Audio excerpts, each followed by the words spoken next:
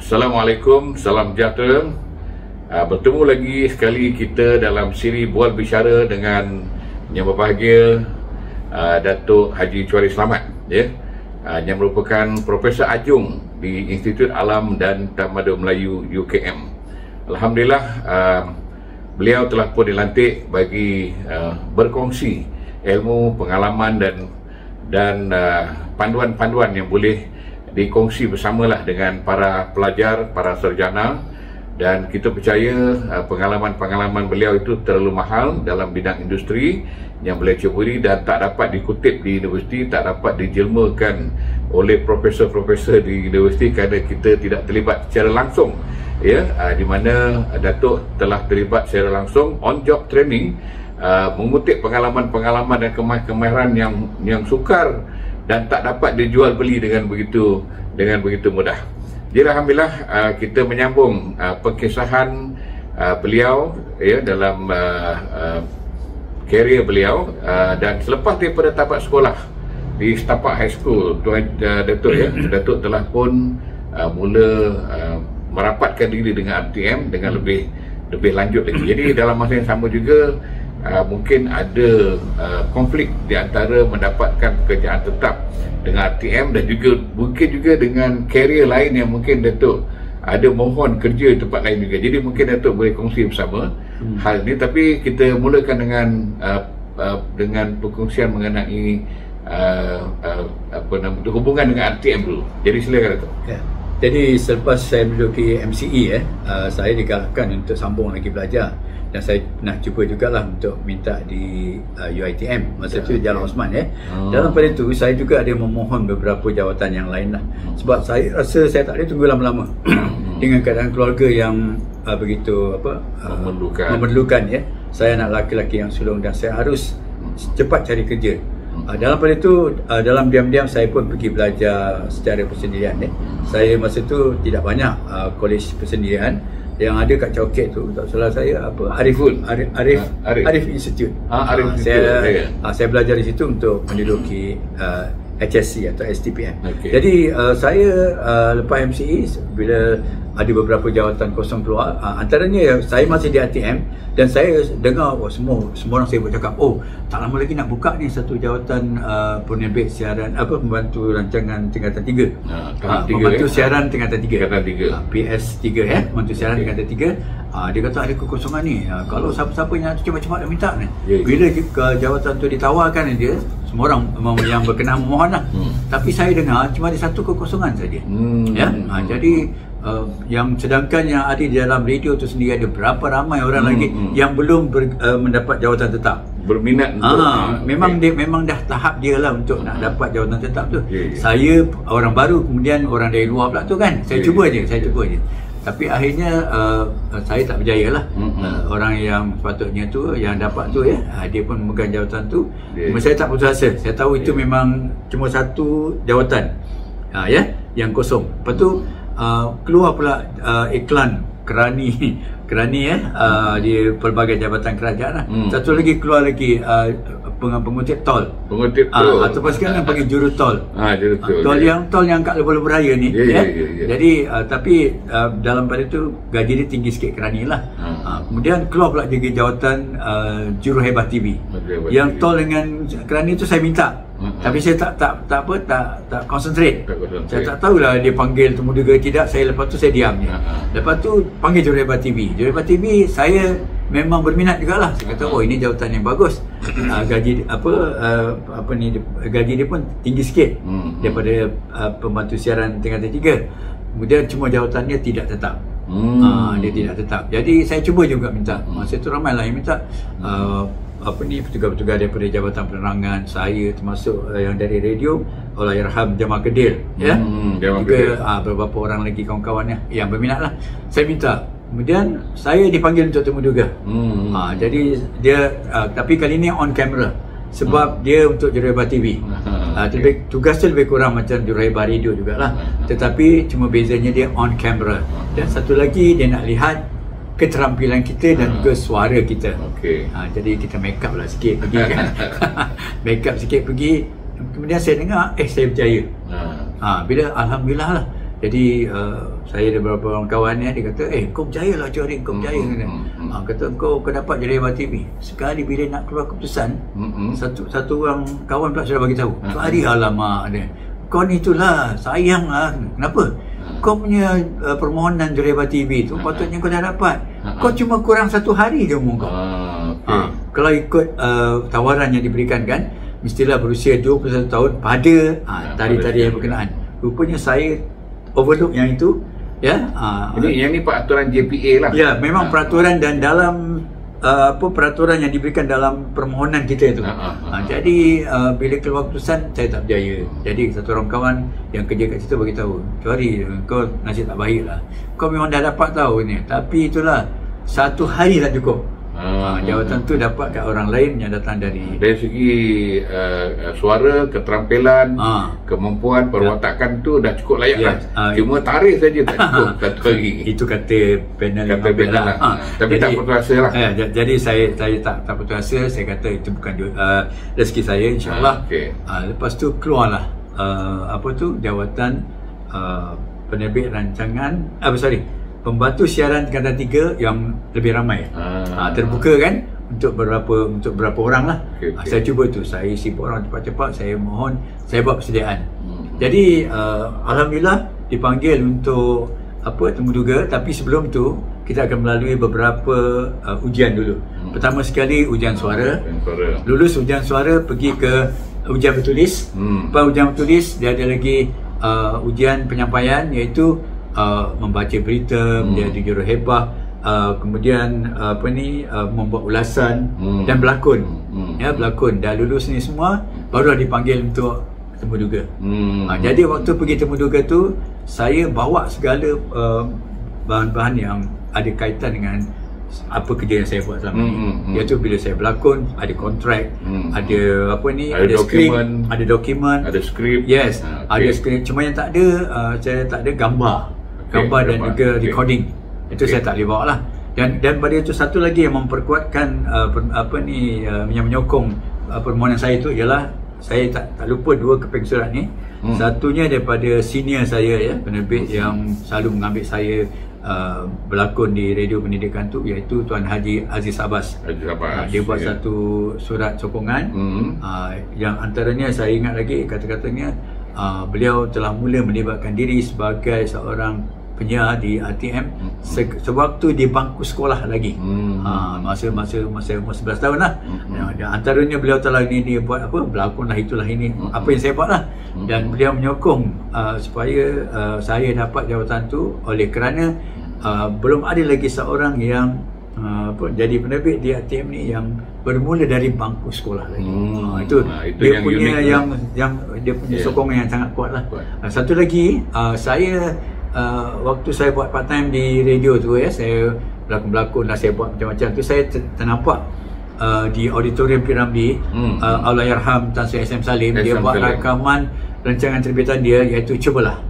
Dan waktu tu rancangan Cubalah ni satu rancangan program hiburan radio berpenonton yang sangat popular. Dia siarkan pada setiap hari Ahad, dan dia buat rakaman tu pun pada hari Ahad. Rancangan tu ditaja oleh Teh Ringgit Mas. Jadi dalam saya pergi balik ke radio tu, saya ternampak. Kemudian saya pergi jumpa Allahyarham SM Salim. Saya cakap dengan dia, bang, saya minat lah bang nak jadi juruacara yang abang tu. Yang mana tu? Tak kisahlah bang, mana-mana. Yang pembukaan dengan penutup tu pun tak apa. Pembukaan penutup tu maksudnya begini. Dari auditorium Piramli, Wisma Radio, kami persembahkan rancangan Cubalah Tumpang Tepuk. Lepas tu dah penutup dia. Begitulah rancangan Cubalah yang terbitkan oleh SM Salim. Rancangan ini ditaja oleh Teh Ringgit Mas. Itu je. Dua bahagian tu je. Penutup dan pembuka.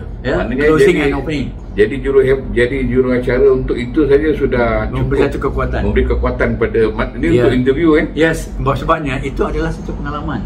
Kita on stage. Kemudian ada berpenonton. Jadi apa reaksi panel? Okey, masa tu ialah ahli panel ni antaranya saya kata tadi Allahyarham Pak Bakar Ahmad. Bila ditanya awak pernah terlibat dengan program radio? Saya pernah terlibat sebagai juruacara untuk program terbitan SM Salim Cubalah. Saya tunjukkan surat tu. Oh, ini bagus ni kata. bukan senang nak dapat program Salim ni. Program Salim ni popular, bagus ni. Awak dapat buat program tu, ini sudah cukup bagus. Kemudian dia baca pula dengan surat yang ditulis oleh Tuan Haji Abdul Aziz Abbas. Ya, surat tu surat sokongan yang sangat, saya ingat sangat kuat juga. Jadi dua surat ni memperkuatkan lagi permohonan saya itulah. Kemudian dia interview lah, saya tunjukkan kontrak saya, pembayaran yang lakonan yang saya daripada mula-mula. Ya, daripada mula-mula. Dia setiap kali kita berlakon tu ada kontrak. Kemudian bila dia buat pembayaran, ada satu statement yang pembayaran tu saya kepilkan sekali, bawa seberapa banyak yang boleh. Dan saya bawa skrip-skrip yang saya pernah berlakon, dan termasuk skrip-skrip yang saya tulis. Itu untuk drama kanak-kanak dan juga drama terbitan ATM yang biasa. Jadi ini semua memberi kekuatan. Bila keluar keputusan, saya berjaya, alhamdulillah. Sebelum tu saya dah dengar desas-desus lah. Dia kata, "Oi, kau bawa semua yang benda ni, kau ni harapan tinggi." Dia kata itu semua rezeki. Kalau Tuhan nak bagi, dia bagilah kan. Tapi alhamdulillah keputusannya jaya. Baik, dalam masa yang sama nak mohon jawatan pembantu siaran dari itu, ada tak mohon jawatan lain? Itulah saya nak jadi cikgu ke? Memang. Itulah tadi saya kata, saya selain daripada juruhebah radio ni kan, pembantu siaran tu, saya cuba juga minta kerani, minta pembantu tol kan, kemudian cikgu. Cikgu okay. Dalam banyak-banyak ni cikgu tu dapat panggilan panggil temu duga. Saya pergi ke Jalan Sepuna, ada satu DPA bahagian khas. Itu memang kalau pengambilan guru, di situ dia buat interview. Tapi dia beritahu jawatan tu ada di MPIK, atau Perguruan Mahas. Sebab dia tengok saya punya bahan-bahan yang saya bawa tu banyak berkaitan dengan muzik, dengan drama kan, dengan kemudian saya juga minat dalam bidang lukisan dan sebagainya. Dia kata awak ni sesuai untuk MPIK. Jadi bila dah pergi temu duga tu, saya pun baliklah. Saya teruskan kerja saya di ATM sebagai penerbit sambilan, dengan tidak langsung menaruh harapan yang bahawa saya boleh dapat jadi cikgu. Kata itu nasib lah, dapat-dapat lah. Sekali tiba-tiba waktu saya bekerja, datang surat berdaftar. Ya, dia kata, bila saya buka, saya baca, saya berjaya. Saya berjaya jadi cikgu. Macam saya tak percaya je kan. Saya berjaya, tapi dia minta melaporkan diri di ada nama tempat dia pergi di MPIK MPIK. Kemudian pada sekian-sekian hari bulan saya bawa bersama ni. Saya jadi keluarga tahu? Belum tahu lagi. Sorok? Saya sorok. Saya terima surat tu, saya sorok.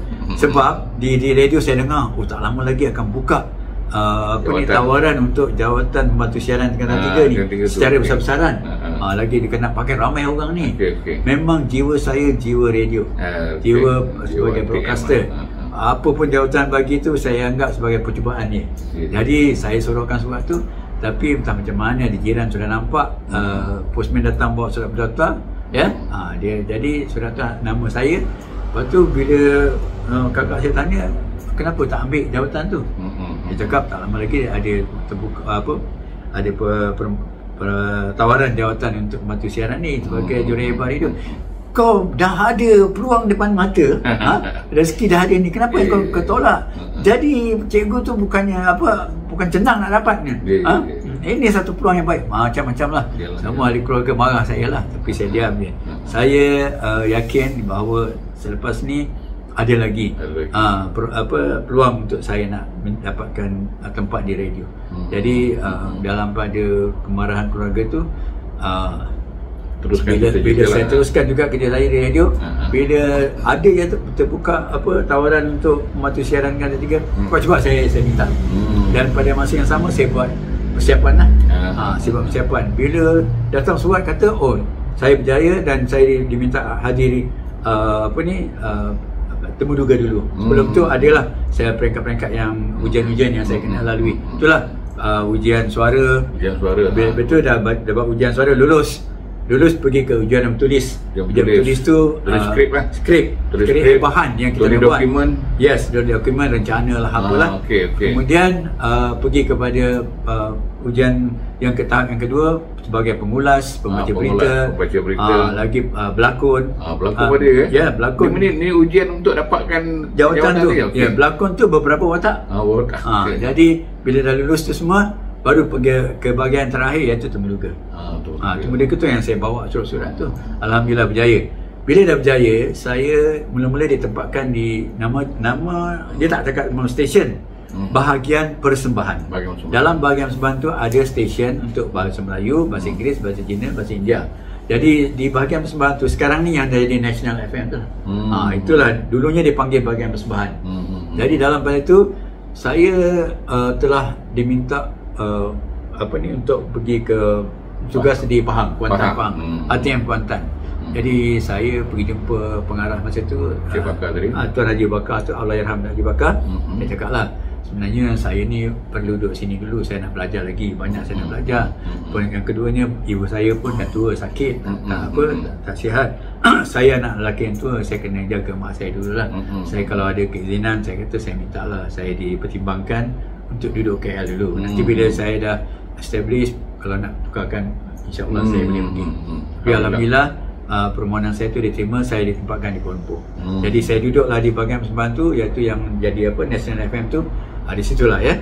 Jadi saya tahu dah tugas pertama ialah sebagai juruhebah radio di Konti. Maknanya saya akan ikut jadual. Ya. Kemudian saya akan buat beberapa program yang lain lah.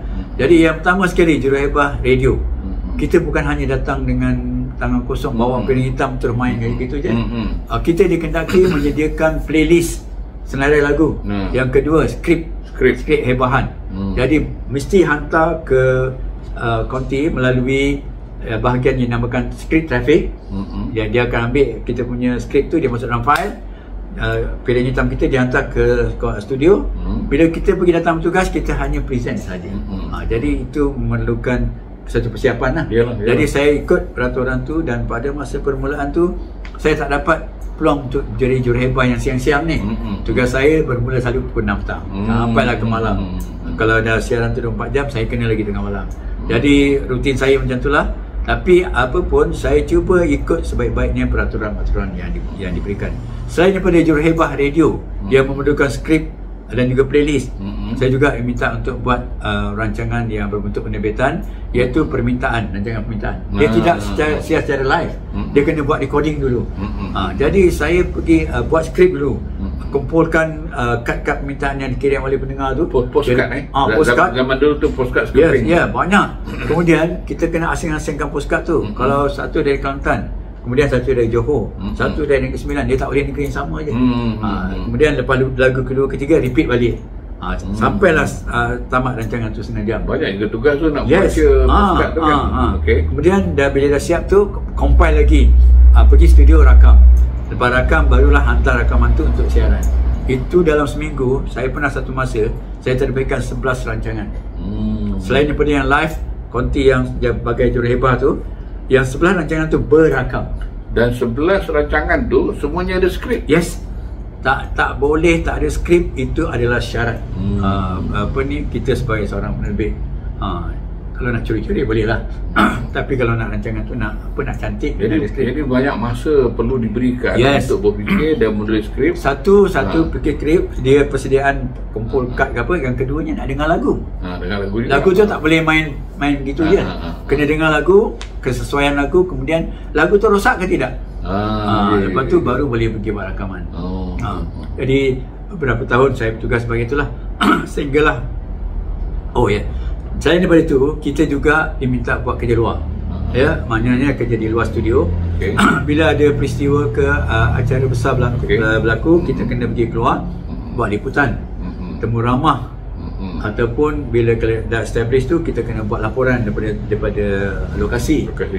Jadi balik pula bahan tu jadi pula satu bahan untuk kita siar di radio, dalam bentuk majalah ke, rencana ke dan sebagainya lah. Kemudian bila keluar tu ikut Konti lah. Ya. Maknanya kalau peringkat permulaan tu Datuk diberi tugas terus ataupun ada training lagi ke? Tak. Bila kita dah keluar tu, maknanya kita dah boleh buat kerja lah. Boleh buat kerja terus lah. Balik kita edit. Edit, buat skrip. Jadi program.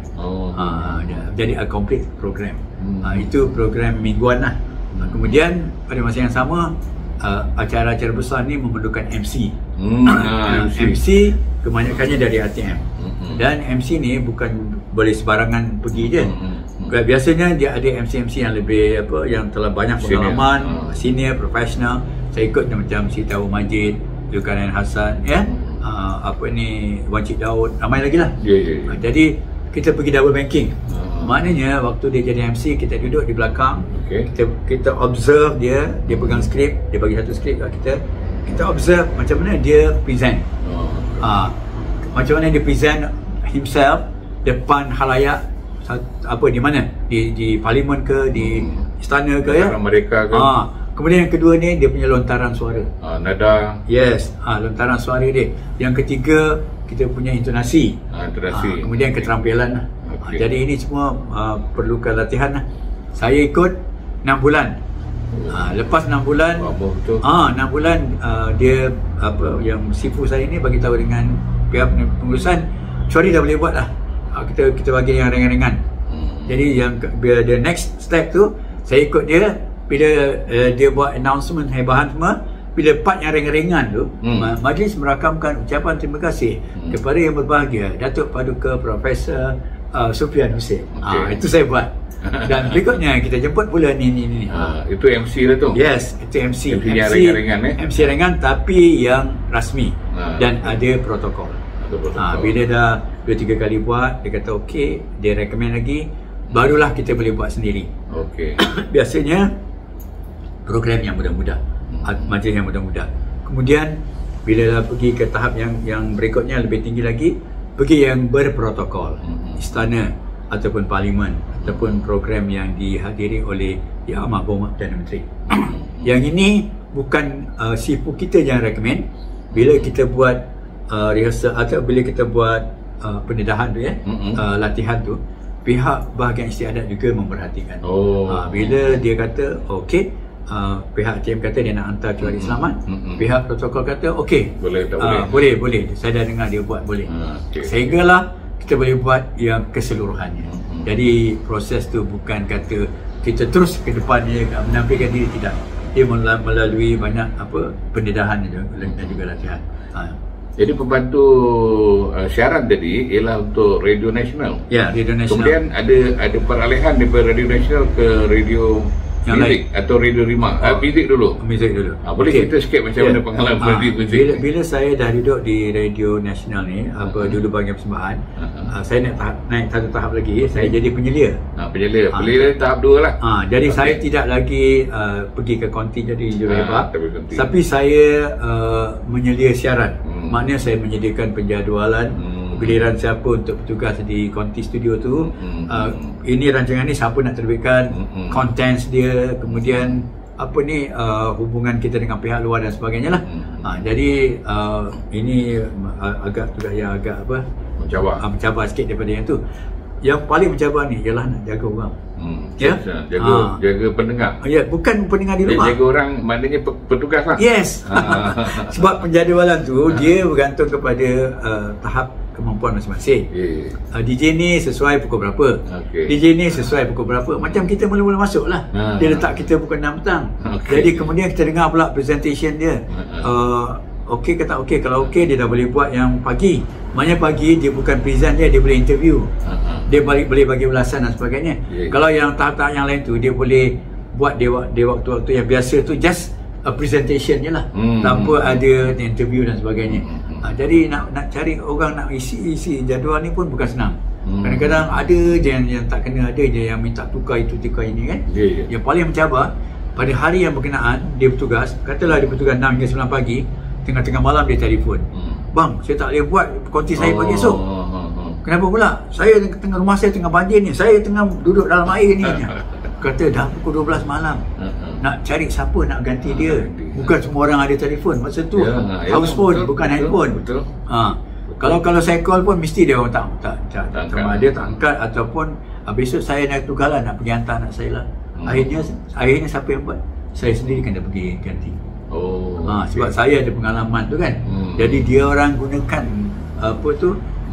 gunakan tu lah. Kalau kau tak buat pun bos boleh buat sendiri. Itulah jadi saya tak boleh lah. Sebab saya ada tugas saya yang lain kan. Jadi saya selalu terperangkap dari situ. Tapi nak selamatkan keadaan, saya buatlah. Itu satu cabarannya. Yang keduanya, bila mereka dia buat kesilapan dan sebagainya. Jadi itu tahap sebagai penyedia bila naik satu lagi tahap sebagai pengurus stesen. Jadi dah lepas saya duduk di bahagian nasional tu, bila naik tahap yang ketiga itu sebagai pengurus stesen, saya dipindahkan ke rangkaian radio music. Radio music bila jadi pengurus stesen, kita buat monitoring pemantauan dengar siaran tu, apa dia punya cara penyampaian dia, sensitivity dia. Kita telinga kita ni kena tangkap kejanggalan. Bukan kesilapan ni. Maknanya kalau bahasa yang digunakan tak betul, isu yang disebut tu sensitif, kemudian planning of the station, apa kita nak buat, nak improve. Kemudian bila nak air raya, apa program kita nak siapkan, planning of the person juga, pembangunan insan, dia ni nak diletakkan di mana, recommendation dia untuk naik pangkat dan macam lah. Jadi pengurusan ni dia lebih tinggi lagi lah, dia punya mencabar lagi. Jadi bila saya dah duduk di radio music tu, saya ada buat beberapa cadangan lah saya buat dengan kawan-kawan yang ada DJ radio music tu. Dulu dia duduk di studio je, saja keluar. Jadi saya cadangkan dengan kawan, why not kita buat radio yang boleh dilihat. Dia panggil radio live. Radio live tu maknanya kita keluar daripada stesen, kita buat di lokasi, kita buat persembahan, orang boleh tonton, di rumah orang boleh dengar live. Jadi benda ni jadi berjaya. Jadi Temu Bual tu di lokasi lah. Di lokasi. Tapi on air. Yes, on air. Di lokasi. Dan pada waktu yang sama orang dengar di rumah. Jadi ada pengalaman lah. Bila sebut radio di lokasi, radio live ni, bila kita pergi satu tempat, kita mohon untuk buat rancangan itu, orang beranggapan alah ini program radio, bukan ramai orang nak tengok. Tak ada siapa radio nak siapa nak dengar, dia kata. Dia bagi kita satu space yang kecil. Saya pergi ke Alustar saya bawa 7 orang artis naik bas dari KL, bawa penerbit saya dengan teknikal semua. Jadi kita nak buat di sana, di lokasi tu. Satu mall lah. Saya tak ingat nama mall tu di Alustar. Bila kita sampai, kita tengok ribu-ribu ramai orang. Mall tu saya ingat, mall ni laris ni, nampak ramai orang semua pintu ramai. Tapi peringkat awal manager dibagi kecil, tempat kecil lah. Dia bagi tempat kecil. Dia tingkat 2. Ada satu ruang lapang lah sikit lah. Tempat tu macam selalu dia buat promosi. Dia letak iklan-iklan situ kan. Boleh masuk dalam 50 orang. Jadi ada banyak panel-panel yang kedai-kedai gerai-gerai yang menjaga tu kan, ada panel banyak lah. Naik tangga je terus ada satu space, dia suruh buat situ. Masa kami nak naik tu, tempat tu dah penuh sesak. Dia ada small stage dia dalam 2 kaki. Orang menunggu orang menunggu. Kita pun cepat-cepat pasang kita punya facility semua kan, mic apa semua kan, PA system. Lepas tu kita sorokkan nanti kat belakang. Kita ada ruang yang sangat kecil. Penyanyi keluar je menyanyi betul-betul depan tu. Orang memang depan dia betul dia menyanyi. Dengan penuh sesak. Kita dah buat 7 orang artis. Baru dalam 4 orang dia tengok dah macam kecoh. Ada 2 orang pegawai polis. Dia datang dengan pegawai keselamatan di mall tu. Dia menjumpa saya. Dia kata tolong berhentikan. Keadaan dah kelang kabut kat luar ni. Dia kata macam mana dia orang buat sini, tempat ni kecil, sesak sangat, tak boleh ni. Sepatutnya pergi ke open space lagi. Saya cakap itu tuan tanya dengan manager lah, pemilik tempat ni, dia bagi kita space ni. Kami dah mohon kebenaran, bukan kami saja datang begini je. Kami pun dah buat segala persiapan, minta permit apa kan. Jadi polis kata kita kena berhentikan. Kami berhentikan lah. Kami minta maaf atas sebab-sebab tak ada pelayakan. Kita tangguhkan dulu show kita ni, insya-Allah kita akan sambung lagi pada masa akan datang. Dia orang pun bising lah. Tak habis lagi ni. Ni orang ni, artis ni belum keluar lagi kan. Kita pergi ikut belakang, pihak keselamatan mall tu bawa kita ikut dalam belakang, terus naik bas, terus tinggalkan tempat tu. Kalau kita tunggu memang kita kena. Lepas tu kita naik bas, next station is lokasi yang berikutnya lah Ipoh. Kita terus pergi Ipoh. Jadi orang tengah terpinggang-pinggang kat atas tu kita dah hilang lah. Itu satu. Yang satu lagi, ada satu lagi peristiwa pun begitu juga. Space dia kecil, kita buat dia kata ini korang buatnya lah untuk radio je, tak perlu tempat yang besar kan.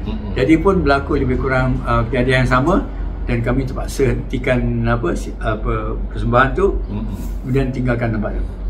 Jadi maknanya radio ni masih relevan kalau kita betul-betul konten kita bagus, presentation bagus, boleh memikat halayak. Jadi satu promosi yang sangat baik untuk stesen. promosi untuk stesen satu, tapi lokasi tu sendiri. Katalah buat mall kan, orang datang nak ikuti live radio. Jadi pekedai-pekedai dalam mall pun akan dapat juga. Promosi untuk tempat tu kan. Jadi saya ingat lagi lepas saya di radio radio music tu, mungkin akan saya terlampau aktif apa, saya dipindahkan ke satu stesen yang kecil, Radio Irama Melayu Asli yang radiusnya 40 km radius, maknanya orang KL je boleh dengar. Kuala Lumpur je. Lagu sedap. Lagu stesen lagu-lagu lama lah. Dia kata lagu lama Irama Radio Irama Melayu Asli. Maknanya lagu-lagu asli. Lagu Inang, Keroncong, Masri, Ghazal. Itu je lah yang boleh. Tu ada 7-8 lagu lah. Jadi tiap hari tu je daripada pagi petang. Jadi saya ada cadangan kepada kawan-kawan yang ada yang dah lama kerja kat situ. Why not kita tukar? Kita improve lagi. Dia kata boleh ke bos ni? Boleh, insyaAllah. Tapi dia orang sendiri pun memang nakkan ada perubahan. Dia orang dalam hati dia orang tu ada banyak idea yang dia orang nak keluarkan yang tersimpan. Bila saya bukakan kencangan tu, masing-masing keluar dia punya idea. Very good. Sangat apa ni kan. Kata boleh buat kan? Boleh, insyaAllah boleh. Asalkan dia orang bekerjasama. Jadi saya panggil lah orang-orang radio music Datuk Mazani hantar 3 orang dia punya pakar. Dia bagi pandangan, dia kata kalau you orang nak bertahan dengan radio asli ni tak ke mana. Cuba buka lagi dia kata. Ada program baru lagi, involvekan lagi bagi item-item yang lain kan. Lepas tu datanglah Jay Syam, arwah Irama Hasan, datang lagi beberapa orang penyanyi yang lama ni Jadi lepas itu masuklah lagu-lagu 60-an, 70-an. Dia bagi input dulu. Kemudian kita buat satu proposal. Kita nak improve kita punya siaran.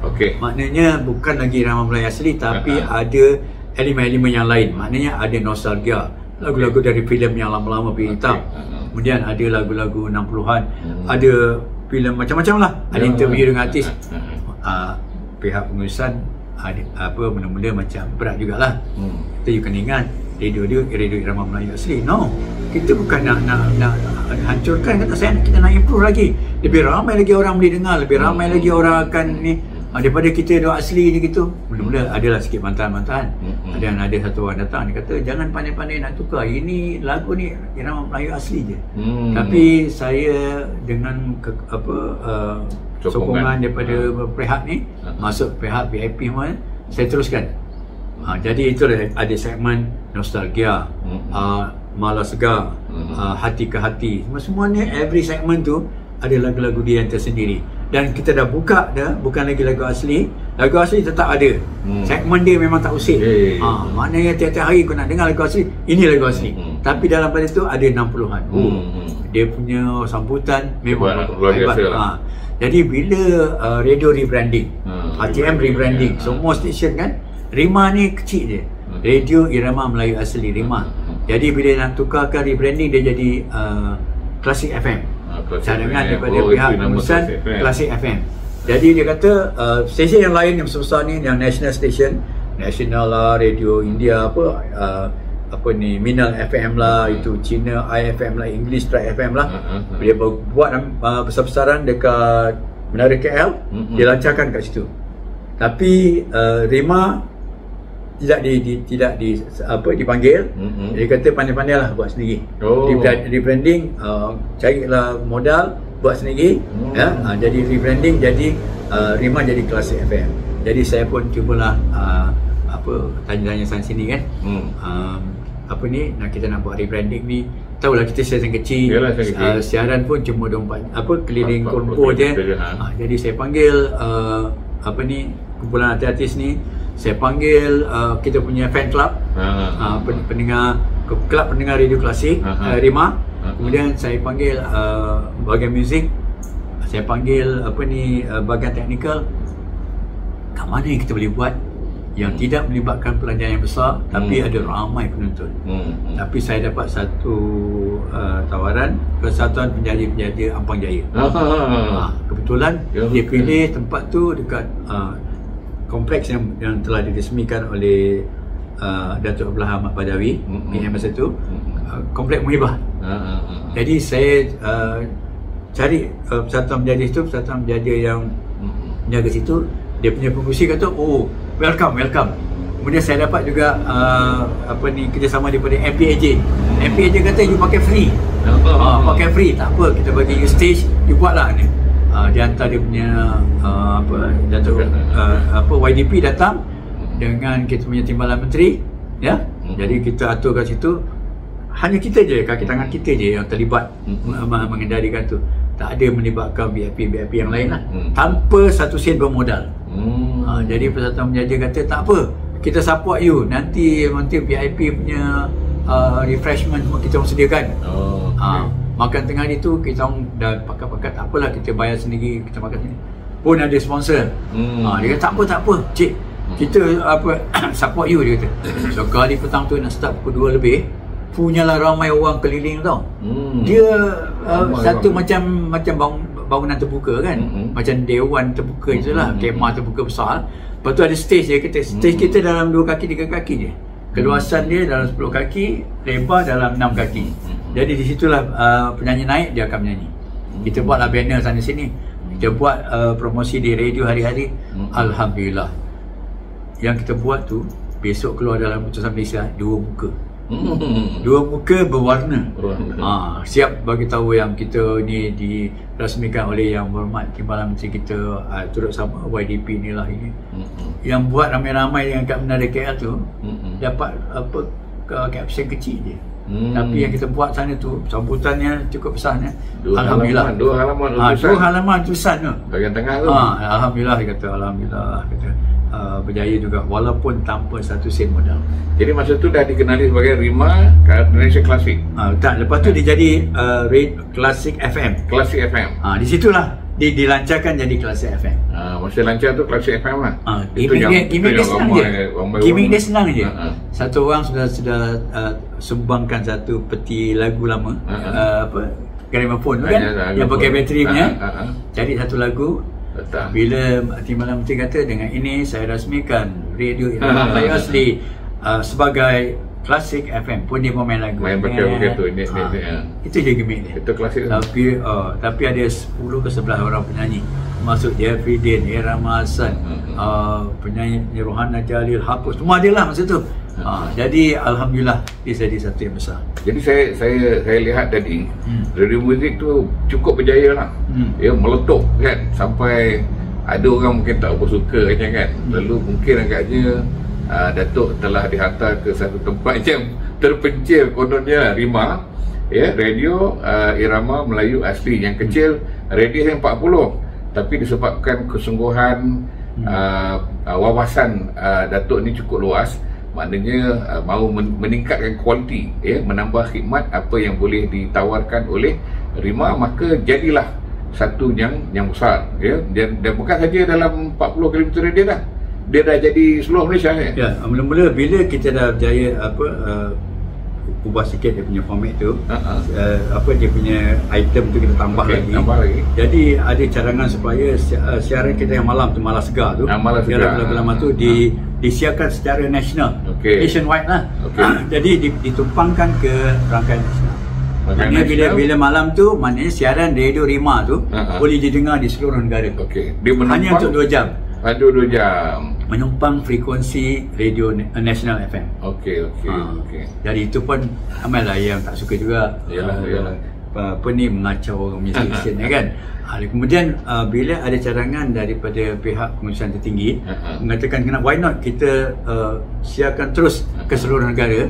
Jadi bila pihak pengurusan berbincang-bincang, dia bagi satu stesen bergabung dengan Klasik ni, dengan RIMA dulu tu kan, jadi Klasik Nasional, maka disiarkanlah ke seluruh negara. Jadi akhirnya hasilnya cukup baik.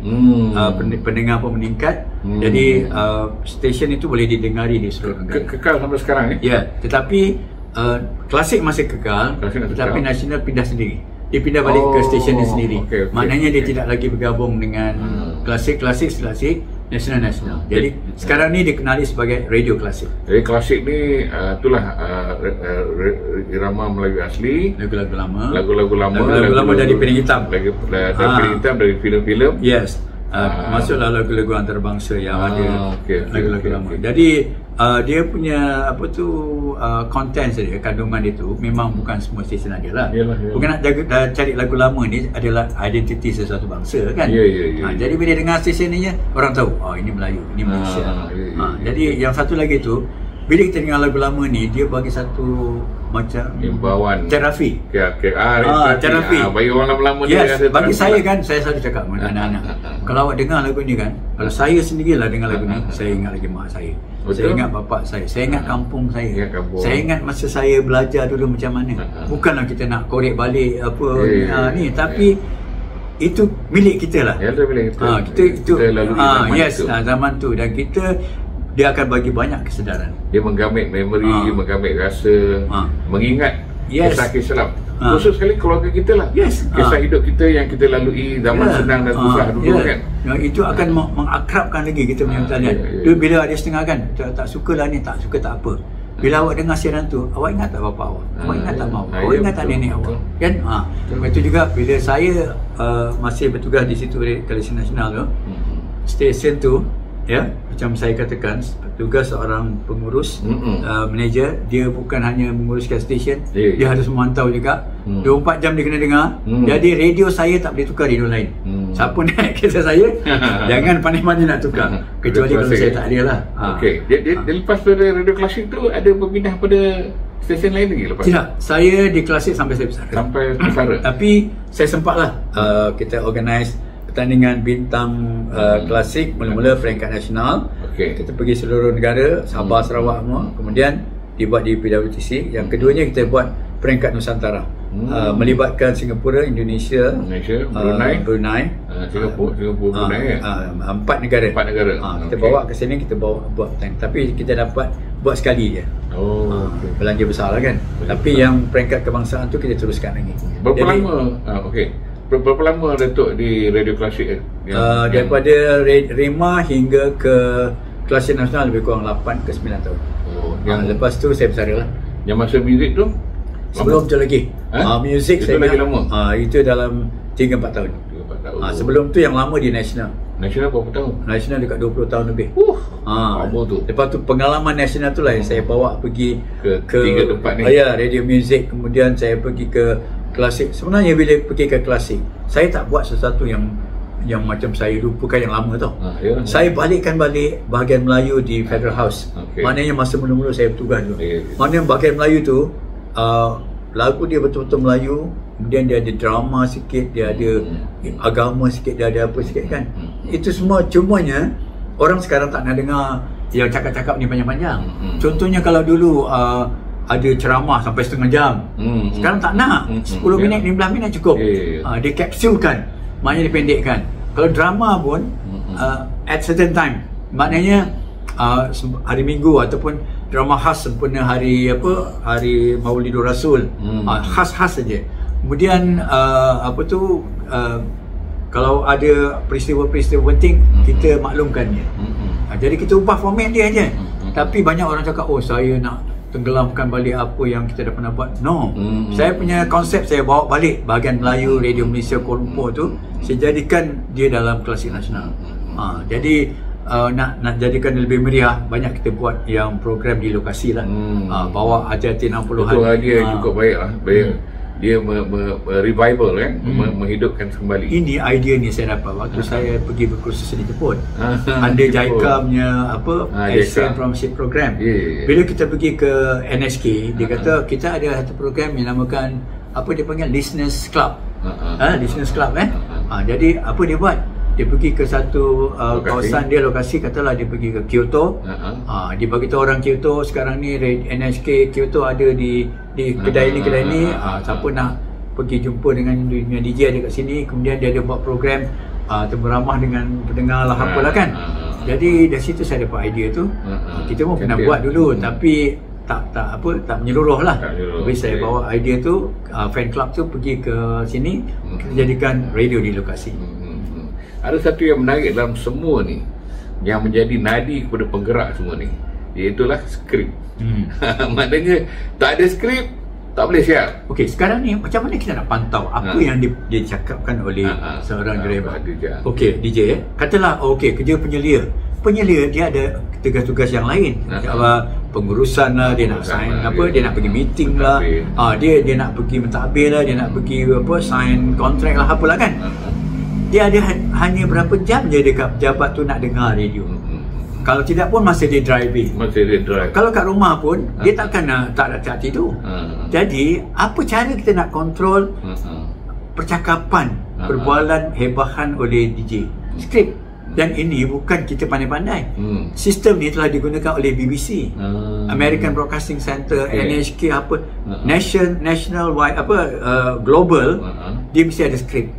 Even kalau sekarang ni, kan dulu kita pernah buat program telethon, kita nak kutip duit untuk ni kan. Any announcement dia ada skrip. Sekarang yang spontan bukan tak boleh. Ada certain program kita boleh buat secara spontan. Sekarang ni asal DJ je spontan. Adakah yang spontan tu kita boleh kontrol?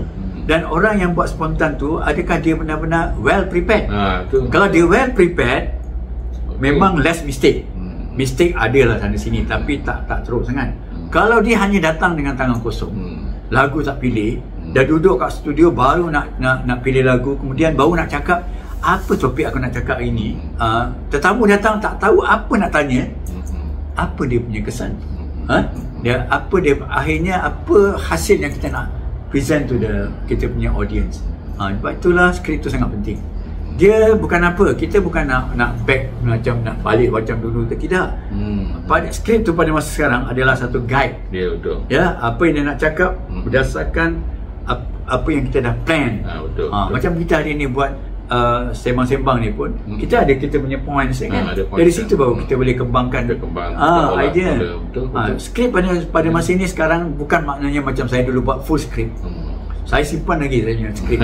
Maknanya 6 pagi 9 pagi. Daripada hebat awal sampai saya cakap selamat tinggal tu, semua ada tulis. Yes, dengan senarai lagu ni sekali. Kemudian bila nak tulis skrip tu pula makan masa.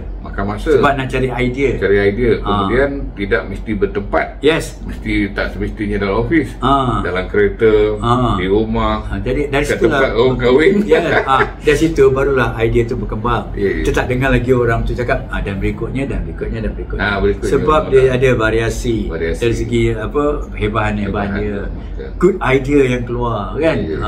And then lagu-lagu berkaitan dengan apa kita cakap. Jadi kemuncak kepada karier Datuk ni sampai kepada radio klasik, kemudian bersara tahun 2011. Jadi itulah kemuncak. Tapi selepas dia bersara tu masih lagi meneruskan kerja-kerja, memberi kursus, memantau, ada part time dengan RTM lagi, begitu Jadi maknanya masih segar lah. Masih meneruskan. Jadi selepas saya bersara je, hari ni saya bersara, besok saya pergi iftar. Saya bagi kursus itu penyiaran Tun Abdul Razak. Maknanya saya banyak menyampaikan ceramah berkaitan dengan penyiaran, khususnya berkaitan radio. Maknanya DJ ke produk radio, anything apa-apa yang berkaitan dengan production radio, saya bagi kursus lah. Sama bertemu ramah, majalah, rencana dan sebagainya lah. Alhamdulillah. Tuan-tuan dan puan sekalian, kita telah mendengar bagaimana perkembangan dan pertumbuhan, kita katakan karier Datuk sebagai seorang yang terlibat dalam broadcasting, dalam penyiaran ni, daripada penulis skrip kepada pelakon, kepada penulis rencana, kemudian menjadi penerbit pula dan mentadbir. Jadi ini perkara bukan satu yang kecil, semuanya berlaku secara pengalaman. Kalau dalam pendidikan tu kita sebut sebagai experiential learning, ataupun kalau di pejabat di tempat kerja kita kata on job training.